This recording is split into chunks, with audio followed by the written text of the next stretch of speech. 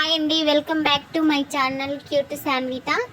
ఈరోజు అయితే నేను చికెన్ ఎప్పుడు వండినా ఒకే టేస్ట్ గ్రేవీతో ఉండాలి అంటే ఇలా ఒకసారి ట్రై చేయండి. నేను 1/2 kg చికెన్ తీసుకున్నాను.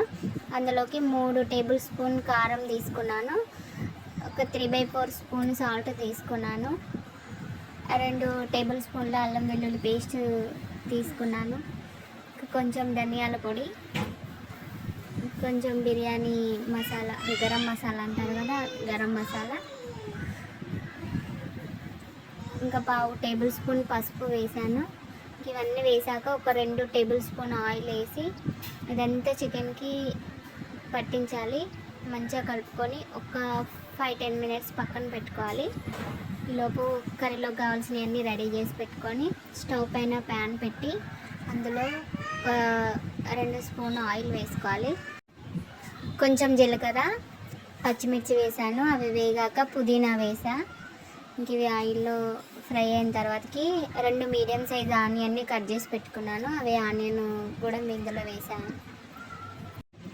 ఇంకా ఆనియన్ని బాగా ఆయిల్లో ఫ్రై అవ్వనిద్దాం. ఇంకా ఇలా కలుపుతూ ఆయిల్లో ఫ్రై అయిన తర్వాతకి కొంచెం కొత్తిమీర వేస్తున్నాను, ఎందుకంటే మళ్ళీ లాస్ట్లో కూడా యాడ్ చేస్తాం కదా మనము, అందుకని చెప్పి కొంచెమే వేసాను.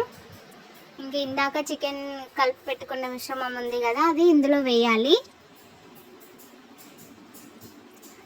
వేసి 5 మినిట్స్కి ఒకసారి ఇలా కలుపుతూ మూత పెట్టి తీస్తూ చెక్ చేస్తూ కలుపుతూ ఉండాలి. ఇందులో కారం, సాల్టు, అది అల్లం వెల్లుల్లి పేస్ట్ అనేది ఇది మీ రుచికి తగ్గట్టుగానే వేసుకోవచ్చండి. కొంచెం ఎక్కువ తినే వాళ్ళైతే ఇంకా స్పైసీగానే వేసుకోవచ్చు. నేను ఇంకా చిన్నపిల్లలు అని చెప్పేసి నేనైతే నార్మల్గానే వేసాను. ఇంకా ఎక్కువ వేసుకుంటే ఏంటంటే ఎక్కువ గ్రేవీ వస్తుంది. ఇంకా ఇలా మూత పెట్టేసేయాలి కొద్దిసేపు. ఇంకా ఇలా మూత తీసాక ఒకసారి కలబెట్టాలి, ఎందుకంటే మళ్ళీ కింద మాడిపోయే ఛాన్స్ ఉంటుంది కదా, అందుకని మూత తీసి చెక్ చేస్తూ కూడా ఉండాలి. ఇంకా నేనైతే ఇలా 2 టైమ్స్ మూత పెట్టి చెక్ చేస్తూ కలుపుతూ ఉన్నాను. ఇంకా చికెన్ ఆయిల్లో మంచిగా ఫ్రై అయినట్టే.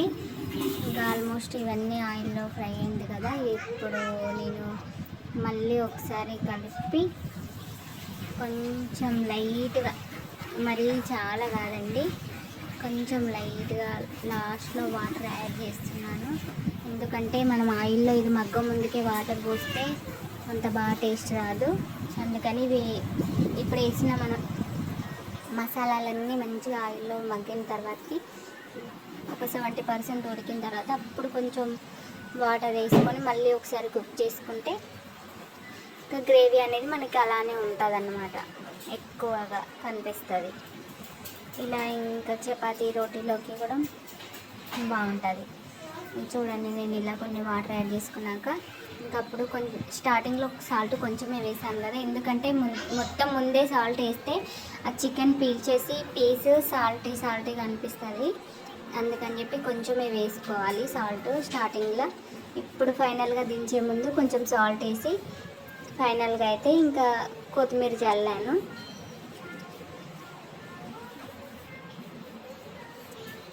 ఇది కొత్తిమీర చల్లిన తర్వాతకి సాల్ట్ వేసినాక ఇంకొక 5-10 మినిట్స్ ఉండనిచ్చాను నేను.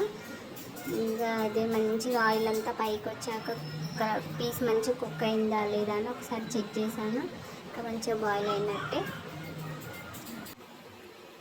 కొత్తిమీర లాస్ట్లో కూడా వేసుకోవచ్చు స్టవ్ ఆఫ్ చేశాక.